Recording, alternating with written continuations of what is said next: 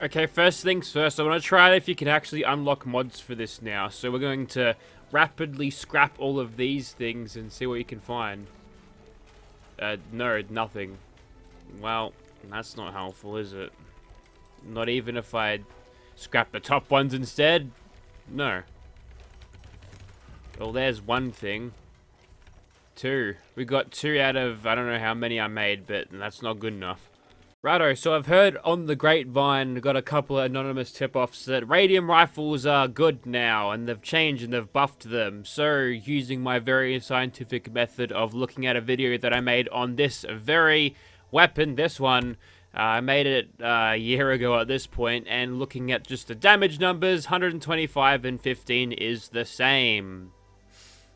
Okay. This kind of begs the question, where did this idea come from? I've got no idea. It looks like strictly talking through numbers of this thing isn't the same. I think there might be some confusion here because technically this game says this is an energy weapon despite it firing bullets which hit with a kinetic energy. That's what the ballistic damage is, and that's what does the damage. But it's a radium rifle. It's an energy weapon because it carries a little bit of radiation with it, which is functionally useless against anything that isn't people.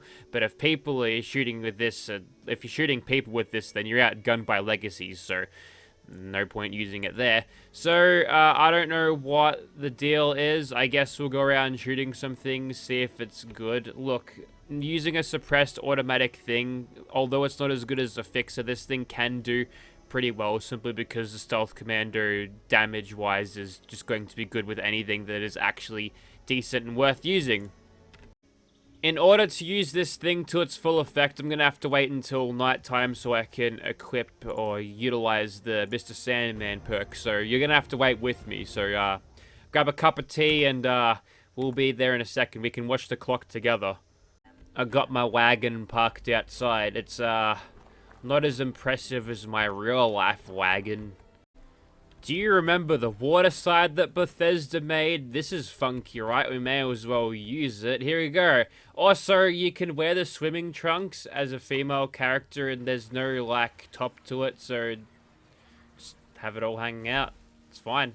Although you got the vanilla top on, so I guess that kind of makes sense. So we're working on our tans here because there ain't much else to do.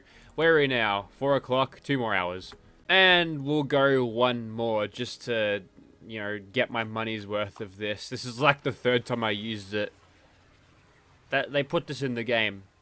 They thought it was an idea that was worthy of having to put it in the game. It's I don't know. Should this be here? Everyone says no, but who cares, right? You don't ever see these in camps anyway. They take up way too much space. I can't even place mine. I had to come all the way out here. Okay, it is now 6 o'clock, and for comparison's sake, I think I'm only going to use this one. I do have these two legacy versions on hand because you can't get bullets explode with the radium rifle because it's weird. If you are caught in your own radius, you do pick up a little bit of radiation damage with it. So that's the kind of the quirk with that. Potentially could be used in PvP, I don't know. But we'll do a sort of a truncated test of this, I suppose. We'll gather up some adrenaline, we'll go and kill the big mutant behemoth man, and then we'll see what we can pull up. We'll find some good old archive footage from 1 year ago to figure out whether there's any difference at all, and I don't think there will be all that much. Alright, I think that's got to be me 60% more, right? Yep. Well, let's make haste over to the pool over here. We're dressed for a swim with Swan, like half-dressed. I don't know where the other half went. You can get, like, female swimmers, and they're like, it's like a proper suit, kind of akin to what the swimsuit is in the vanilla game, but a little bit more colorful. Anyway, he's there. Oh, sorry, I have to wait for you to finish that roll before you're vulnerable. It's a quick kill when he's not bugged out. What a joke, right? You gotta go to Murmur or get it from an event. Swan's dead, by the way. He died real quick. And while we're at it, we'll fight something a little bit tougher. So we'll continue with the Mirelurks as usual. Finish off with the Mirelurk Queen, and then we'll have a talk about it. I'll pull up the archive footage and compare them. and then we can talk about the radium rifle a bit. Now, am I missing one over here? No, I feel like an idiot though. I feel like there's usually one more around. Oh, okay, there's one Violet King. It's just another weapon that's better than the Alien Disintegrator. It's not too hard to be. I mean, being automatic, mag-fed, obviously, and a faster reload, and most importantly, hit scan.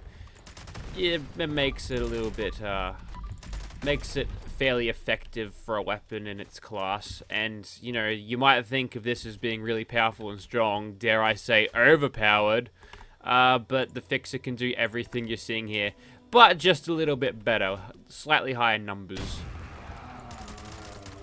Whoops, sorry, didn't mean to catch you in your iframes there. Not quite one mag there. I think a Fixer can one mag it. Although, I may use more bullets as a when I'm using the Fixer, so probably could have gone all the way if I was using a Stinging Mag, but I'm not changing the attachments of this video, would make the results slightly less accurate. So, I'll pull up the archive footage, and you'll be seeing it as I go along, but we'll have a discussion about my findings here, yes. No more spouts for you, and now we target something like the legs instead.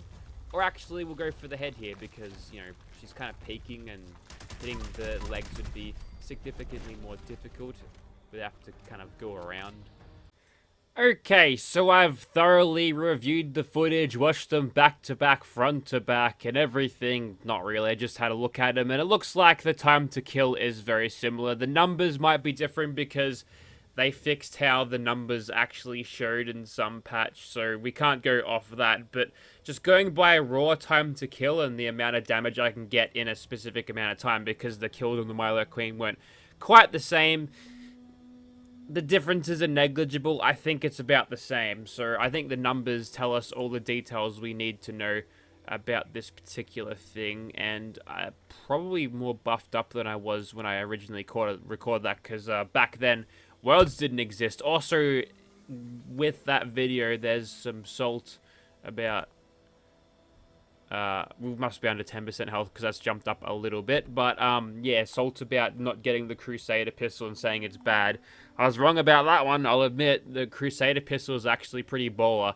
And that's it for the Radium rifle, I think. And, maybe we can talk about something else, because it's basically the same as it always was. Maybe I could offer some constructive criticism about this thing to see if I can, you know, incite some change in Bethesda, because the Radium rifle is sitting in a really weird spot at the moment, and this outfit is ridiculous. Give me a second. So I think with the Radium rifle, a good first step was actually making the parts unlockable by normal means, and normal means just making a bunch and then smashing them one by one to unlock the parts for it, because every other gun is like that. I'm not even sure why the Radium rifle has it. I've heard that it's using the same drop chances as armor, which you have to create like 50 tons of armor just to see anything at all from it. So if they could fix that, that's a first step in the right direction. But secondly, I feel like they need to make it a little bit more unique than the combat rifle, because basically it is just a reskin combat rifle. It behaves the same, it sounds slightly different, looks slightly different, but functionally it's just the same weapon. So giving it its own niche, its own little thing, might be a way to go. Like, for example, they might want to double down on the radiation damage. Potentially it could be useful for player versus player, provided they nerf legacy explosive laser guns or plasma guns.